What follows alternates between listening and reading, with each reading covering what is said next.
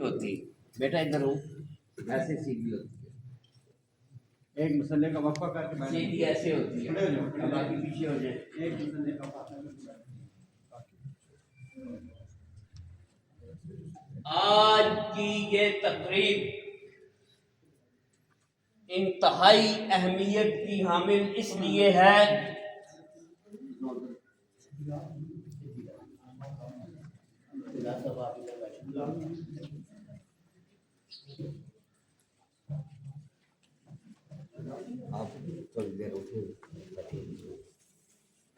آج کی یہ تقریب اس لیے انتہائی اہمیت کی حامل ہے کہ یہ خالصتاً آقا نامدار حضرت محمد مصطفیٰ صلی اللہ علیہ وآلہ وسلم کے سامنے ہم پیش ہونے جا رہے ہیں۔ نعت پڑھنے کا مطلب یہ ہے کہ ہم رسول خدا صلی اللہ علیہ وآلہ وسلم کو نعت سنا رہے ہیں۔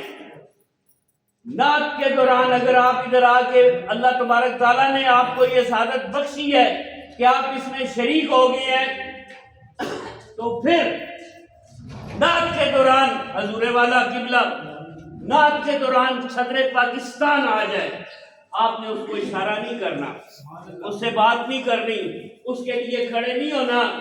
آپ صدر پاکستان کا انتظار نہیں کر رہے، آپ مدینے والے کے انتظار میں یہاں بیٹھے ہیں۔ اگر وہ ان کا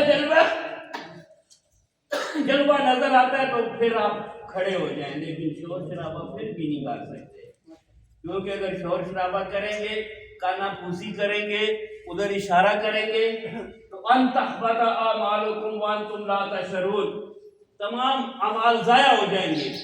آج ہم نے گھنٹہ 2 گھنٹے جو بیٹھنا ہے وہ رسول خدا کے سامنے اپنے آپ کو حاضر کر کے بیٹھنا ہے اور اتنا ادب کا وہ مظاہرہ پیش کرنا ہے کہ سرکار دو عالم علیہ الصلوۃ والسلام کو ہم پہ رحم آ جائے اور ہمارے قلوب و اذہان کو اپنے نور سے وہ منور کر دے، ہمارے اوپر رحمت اور برکت نازل کرے۔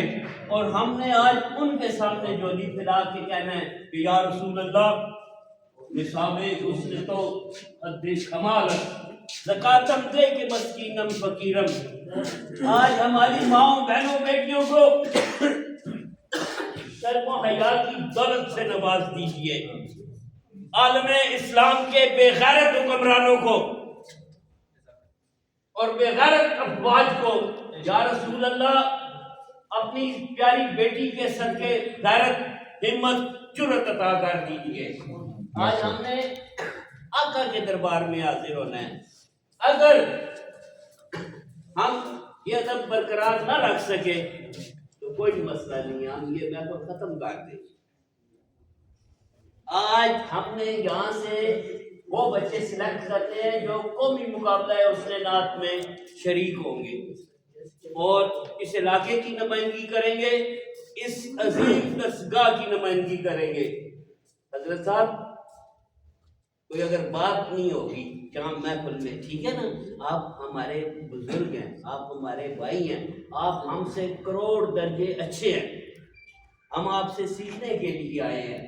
آج یہاں پہ اسٹیج پہ صرف سرکار کی نعت پڑھنے والے بیٹے وہاں پہ ان کو بٹھایا جائے گا۔ طاہا محمد مصطفیٰ صاحب آپ فوری طور پہ بچوں کے نام لکھ کے مجھے دیں۔ آپ نے کبھی نہیں دیکھا ہوگا کہ 4 بجے کا ٹائم ہو تو 3 بجے پروگرام شروع ہو جائے، کبھی نہیں دیکھا ہوگا، لیکن یہ پروگرام اتنا اہمیت کا حامل ہے کہ ہم اس میں تاخیر نہیں کر سکتے۔ فدا صاحب یہیں سے کھڑے ہو کے آپ تلاوت کلام پاک فرمائیں۔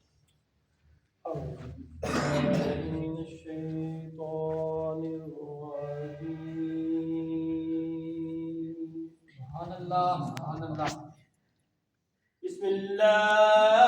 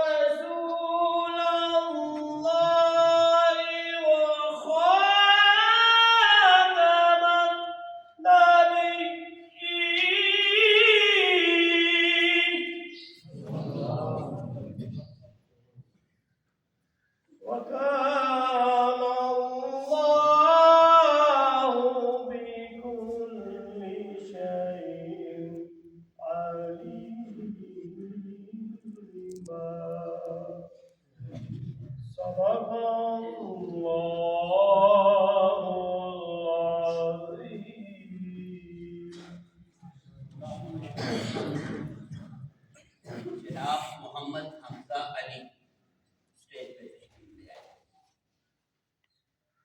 بیٹا آپ وہاں جہاں سے اٹھے ہو نا پیچھے چلے جاؤ, سائڈ سے آؤ.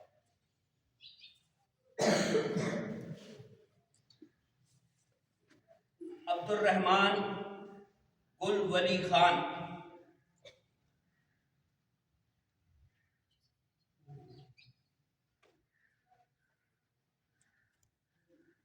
محمد فیضان منصور نزاکت.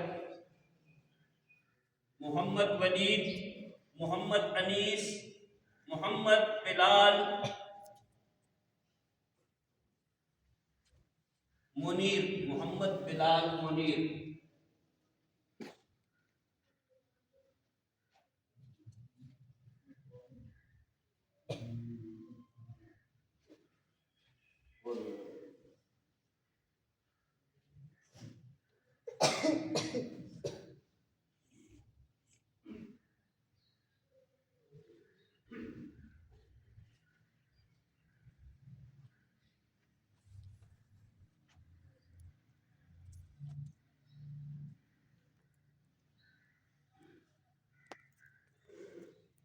نعت کا مطلب ہے وہ اشعار جن میں رسول پاک صلی اللہ علیہ وآلہ وسلم کی اوصاف, ان کے کمالات, ان کے محاسن, ان کے معجزات, ان کا اسوہ حسنہ, ان کی طیب و طاہر عادات, ان کے معجزات کا تذکرہ جس میں ہو وہ نعت ہوتی ہے. نعت کس کو کہتے ہیں؟ وہ کلام جس میں رسول پاک کے اوصاف, ان کے کمالات, ان کے محاسن, ان کے معجزات, ان کے اسوہ حسنہ کا تذکرہ ہو, ان کے عمدہ و اعلیٰ خصائص کا تذکرہ ہو, وہ نعت ہوتی ہے. نعت پڑھنے کا کیا مطلب ہے کہ آپ رسول خدا کے سامنے عالم تصور میں کھڑے ہو کے ان کو اشعار کی صورت میں ان کی تعریف کرتے ہیں, ان کے دشمنوں کو للکارتے ہیں. اس میں کبھی بھی یہ نہیں ہونا چاہیے کہ کوئی امیر کبیر یا کوئی بھی دنیا دار شخص آ جائے تو آپ کہیں کہ یہ نعت میں آپ کے لیے آپ کو پیش کرتا ہوں, یہ شعر آپ کی نظر کرتا ہوں. تمام کے تمام اشعار رسول پاک علیہ السلام کے نہیں ہے. نعت کا تقدس یہ ہے کہ نعت فلمی طرز پہ نہ پڑھی جائے. فلمی طرز پہ نعت پڑھنا انتہائی غلیظ حرکت ہے، اور اس سے نعت کی بے توقیری ہوتی ہے، نعت کی توہین ہوتی ہے، کیونکہ وہ دھن، اس دھن میں عریاں مناظر پوشیدہ ہوتے ہیں. آپ نے، یہ انگریزوں کی سازش ہے کہ نعت کو ڈیگریڈ کر دیا جائے، اس کو کم تر کر دیا جائے، تاکہ رسول پاک علیہ السلام کی عزت، ان کی محبت، ان کا عشق جو علماء کرام نے ہمارے سینوں میں کندہ کیا ہوا ہے، اس کو کھرچ کے اتار دیا جائے.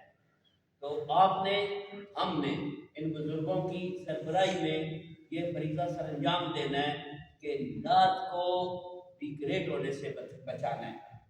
اور نعت خان کو یہ زیب نہیں دیتا کہ وہ لڑکیوں جیسے سلمے، ستارے، گوٹا کناری اور کے چمکیلے بڑکیلے فراق پہن کر یا گلے میں اپنی بہنوں کے دوپٹے ڈال کے وہ نعت پڑھے. نعت کے لیے یہ لازمی ہے کہ لڑکے لڑکوں جیسا لباس پہنے، لڑکیاں لڑکیوں جیسا لباس پہنے. نعت کے دوران دنیا کی کوئی بھی بڑی سے بڑی شخصیت آ جائے، تلاوت کلام پاک کے دوران حدیث پاک کا درس ہو رہا ہو، قرآن کا درس ہو رہا ہو، تو پھر اس کو چھوڑ کے دنیا داروں کی طرف راغب ہو جانا، یہ اچھی بات نہیں ہے، اچھے لوگوں کا شیوا نہیں ہے. تو امید ہے آپ نے ان باتوں کا خیال رکھیں گے، اور ابھی آپ کو بلایا جائے گا. صرف آپ نے 2 شعر پڑھے، 2 شعر پڑھ کے جس جگہ آپ کو بٹھایا ہے آپ اسی جگہ پہ بیٹھیں گے. آج پروفیسر صاحبان اور کئی کتابوں کے مصنف صاحبان جہاں جلوہ افروز ہیں، علماء کرام آپ کے ساتھ اگر ہوں گے وہ بھی ادھر بیٹھیں گے، لیکن عزت اور وقار اور مہمان خصوصی آپ ہے. آج کے دن رسول پاک علیہ السلام کی نعت پڑھنے والا بیٹا، وہ ہمارے لیے صدر پاکستان سے زیادہ اہمیت رکھتا ہے.